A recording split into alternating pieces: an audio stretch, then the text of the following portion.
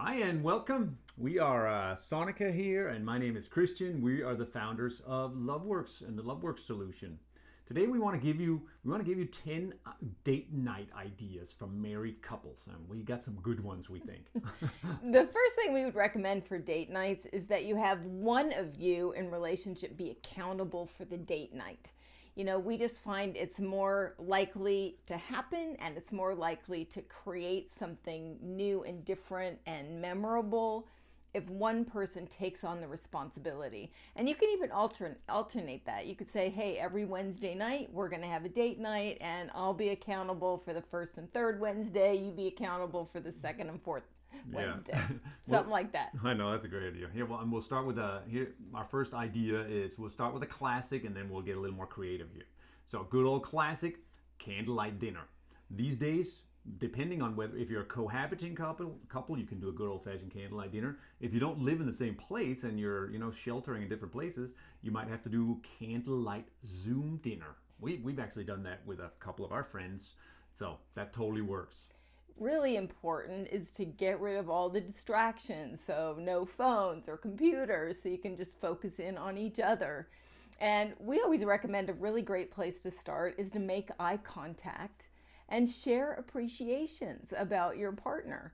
Say what you love and what you appreciate that person has maybe done, or speak about some quality or characteristic that you really appreciate about your partner. The vast majority of couples, when we've known each other for a while, and in these days where we got a gazillion things on our respective plates, we might talk a lot, but it's always about logistics, or mostly it's about logistics and what we're going to do, who does what, when, how we're going to take care of this and that business and the kids, and so on and so forth. So just sitting down, looking in each other's eyes and say, I love you.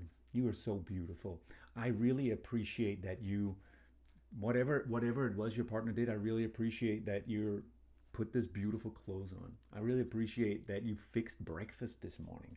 I really love how you just keep going with appreciations of any kind. It's a good way to start a date night. Yes, it is. The other thing we recommend actually is bring some, we call them intimacy questions. So bring some questions you can ask over your meal that take you places you wouldn't otherwise go.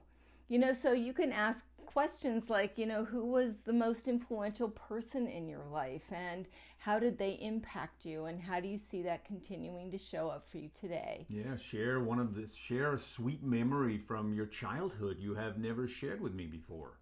Yeah, anything that has you discover yourselves and each other anew. And we really recommend bringing 5-6 questions with you to the meal. And we have some ideas for where you can get some questions. Yeah.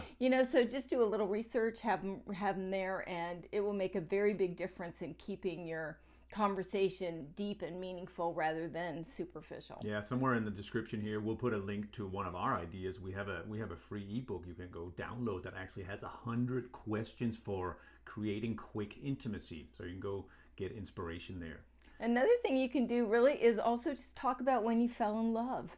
That always puts us in the love space, is just remembering those early days. And it's the date night stroll down memory lane. You could take turns sharing what's one of the fun things you remember from when we met. Or in our first year or two together. So anything that recreates that experience of being in love. I know, I was just sharing something. We were talking about this yesterday before we made this video, and I was thinking, we met at this gorgeous place up in Massachusetts. It was this retreat center. It was winter, and it was like one of those perfect romantic comedies, where it's like we're all dressed out in snow gear, and you can see us walking slow motion toward each other, and we got a slow motion snowball fight.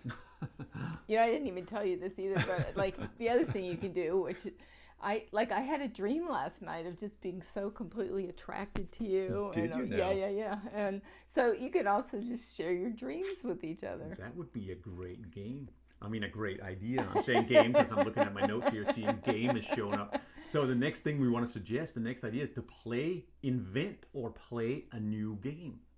And we've had some, we've done that a few times here in quarantine times where we can't go out so much. So we got that from YouTube or Instagram or something, So we set up a bowling alley out on our our on deck. our deck outside where the pins were toilet paper rolls or kitchen towel rolls, and we just used a soccer ball or a basketball. Super fun. I know, and that is a memory that's going to stay with I us and know. our family for forever because it was different. I mean, that's the thing, is the more you can come up with something unusual or different, the more memorable it's going to be, and the more it's going to create a really good feeling between the two of you. So that's one, like invent a fun game to play. We just recently we included our daughter in this, but you could do this for a date night, is get a YouTube video out and learn a new dance. Learn a new line dance, or learn, a new steps to something. Or just dance. If you already know how to dance, just put on some music and dance in your living room or dance outside on your lawn. Yeah. Another idea is to like make a picnic somewhere you haven't been before. These days you might not be going out, so make a picnic in your living room or on the floor next to your bed in your bedroom or out in your yard if you have a yard. Like just, make a picnic, grab a bottle of wine or whatever your favorite drinks are and some good food and sit in a new place to enjoy it. Another fun thing you can do is a trust walk. So that's where one of you is blindfolded and the other person takes you for a walk. And it's a great way of heightening your senses. So as you're walking this person, you want to make sure you take care of them and you don't betray their trust and play tricks on them when their eyes are closed, of course. But you can have them go smell a flower or feel the grass beneath their feet or listen to a waterfall or pay attention to birds, or you can set up a little sensory experience for them, even if you like. Yeah, it's both really fun, but this is a great exercise for building trust in a relationship. And often we sometimes will do this in our workshops, and often for couples, it really takes a little something to get into trusting one another. But whether I'm the one with the blindfold and I'm being led by her, or I'm the one who's trusting myself to lead her around, that is a great way to strengthen your trust, and it's also just fun. Another really great idea we have too to kind of get us out of our heads, right? So a lot of us spend a lot of time in our heads and we're not so much in our bodies. And Christian and I have had some of the best conversations when we are sitting in our hot tub or we're taking a bath together. We can't be on our phones and televisions when we're in the water. You could bring your phone in the hot tub, just don't do it. And that's a really great way to sink into your body, to sink into being present, and to really focus in on each other. And that can also be a great place to ask some of your intimacy questions. Yeah, and that the thing we said about making eye contact in the beginning and taking the time to drop into this is, and put your phones away, is sometimes even if you've known your partner for 15 years, we're so used to now interacting both with other media, phones, whatever, and talking about logistics, that couples will still to this day sometimes get really uncomfortable when you put down the phone and you sit up this close and you just, look at each other, be with each other, talk with each other. And if that makes you really uncomfortable, that is the best sign in the world that you really need to do it more. The other thing you can do, of course, is to introduce touch. And, sometimes, we notice with couples, sometimes we want to go too fast to sex. Like it takes us a while to get into our bodies and relax. And so hot tub and a bath can be a good way to do something like that.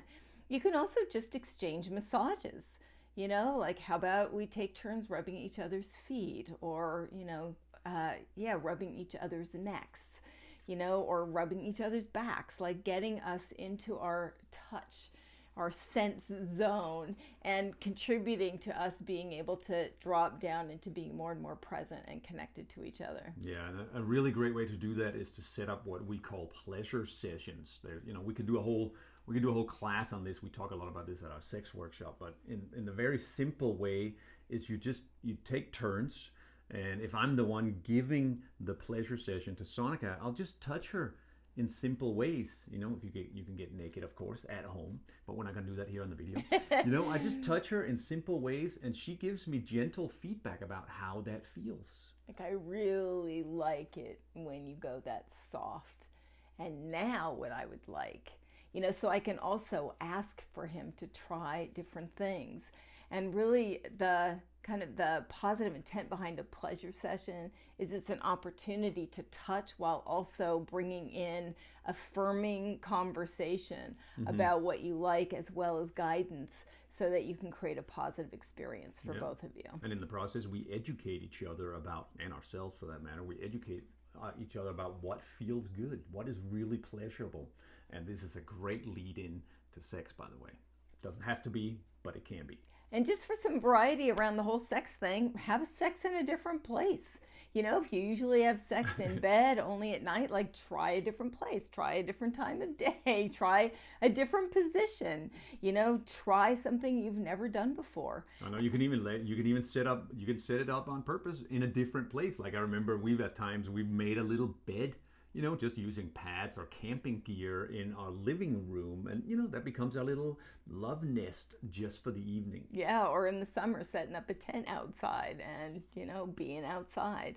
And really, for some ideas of different things you can do in sex, because again, this tendency we have to do the same thing over and over again. And newness, variety really does create more spark and energy and connection often. Yeah, it does. Is check out educational sex videos for some different ideas, for different things that you can do, because there are certainly a lot of endless exploration that we could bring to our sex and intimacy life. Yeah, and just to bring it back to what Sonia said before, really what creates a sweet experience is somehow you make sure to connect deeply, eye to eye. Talk, put the distractions away, get in your body somehow, slow it down that you can feel. So some kind of touch is really great. And then do something new and different. It doesn't have to be a big fancy production, just something that breaks the habit, because the very breaking of a pattern or a habit in and of itself frees up energy and it brings us closer together. It's like a new fun thing, just feels good. It keeps us alive. So have fun with that. We totally encourage you to schedule date nights, especially if you're quarantined, so that you're not just doing the same old all the time. You kind of help break it up and get to focus in on each other in some new and exciting, sweet, loving way. Yes, have a great time with that. Happy date nighting.